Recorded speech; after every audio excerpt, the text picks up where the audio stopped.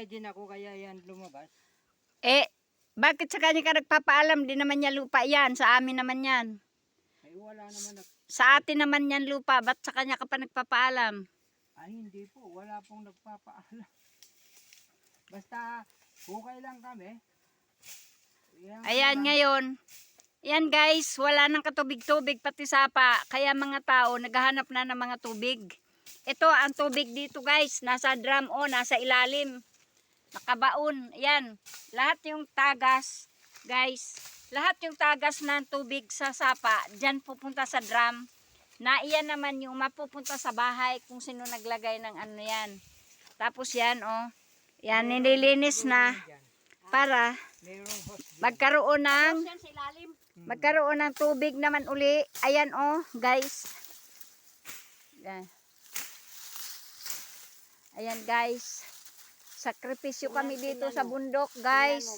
Kasi natutuyuan na talaga. Wala na kaming mainom guys. Please, padalan mo kami ng mineral.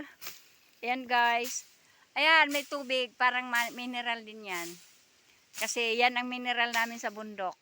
Original yan. Ayan guys. Ayan. Yan, may hose nakaabang. Yan. Yan, yung hose nakaabang. Para papunta na yan sa bahay ng naghukay dyan. Ngayon kami naman guys, in-inspection namin kung sino yung may tubig pa. Kasi talagang tuyo na kami. Ayan. Ayan dito ito sa Balagbag guys. Mount Balagbag. Yan, dry na po. Pati sapa guys. Yan oh. Kawawa naman kami guys.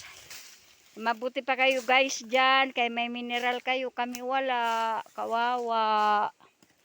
Kaya humihingi kami ng tubig kay Lord. Ayan. Dahan-dahan lang. Ayan guys. Ito ang mga tubig dito. Iniipon-iponan ng mga tao. Para ano. Ayan. Kawawa naman kami guys. Ayan. Si Bra Domingo. Ang hose niya binunot. Kasi gusto nilang angkinin yung butas ng tubig niya. Kaya guys, malungkot si Bra Domingo. Yan, okay lang yan Bra Domingo. Ibabalik mo na lang yung hose mo. Para magkatubig ka uli. Ayan guys, oh. Ayan, ano ba masasabi mo dyan? May mga taong mabait na. Ayan, oh, kailangan din naman namin ng tubig, oh. Ayan oh, ayan oh, ayan ang butas din namin para sa tubig namin. Wala nang laman. Napunta na dyan guys, dyan. Iba naman may-ari dyan. Ayan oh. Iba naman ang may-ari dyan. Gusto niya suluhin niya lahat yung tubig. Yan.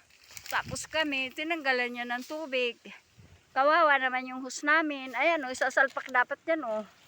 Dyan oh. Dyan dapat oh. Kaso, tinanggal nila. Kaya malungkot si Bra Domingo. Kaya okay lang guys. Kaya uulan naman na. Bibigyan na tayo ng tubig ni Lord. Kaya salamat. Salamat. Please subscribe. Maghahanap pa kami ng ibang source ng tubig. Salamat. Hanggang dito na muna tayo guys. Sa susunod magkakatubig na. Haba-haba pools to guys. Ito yung haba-haba pools. Na ngayon wala nang tubig. Hindi na naubos na yung tubig dito sa haba-haba falls. Wala na kaming tubig, hindi na matawag na haba-haba falls. Ngayon na liit-liit falls na lang. Butas-butas falls na lang. Ayan oh, magtamo may mga bulaklak pa oh. Ayan guys oh.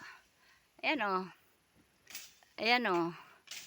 Ayan o, may mga bulaklak pa dito sa paliguan namin o. Ayan, kunti ng tubig guys o. Kawawa. Ayan. Kaya ayan, naglilinis na si Pres. Ayan, kasi lupa niya yan dyan. Kaya kawawa kami guys pag wala na kaming tubig. Kaya please lang. Kami naubusan na ng tubig. Kaya, ayan. Yan si Bra Domingo. Inaayos na yung hose niya. Para magkatubig na. Para magkatubig na siya. Binawasan daw yung hose niya guys. Kawawa naman. Bukod pa sa hinugot yung hose niya. Binawasan pa. Ano Brad? Ano masasabi mo dyan? Ganyan talaga dito. Ano yan? Ba't tinatalian mo na yan guys? Para isaksak ko dyan para hindi mapasok na dumi. Pero binawasan niyang ano mo? Hose. Ewan ko lang po. Pagka hindi umabot ito. Kasi abot ito doon sa loob ito eh. O sige guys, baka panalangin natin para magkaroon sila ng takot sa Panginoon. Panalangin natin yung mga taong ganun. Kasi ang Panginoon ang hihipo sa puso nila guys. O sige, thank you very much guys. O next time naman guys.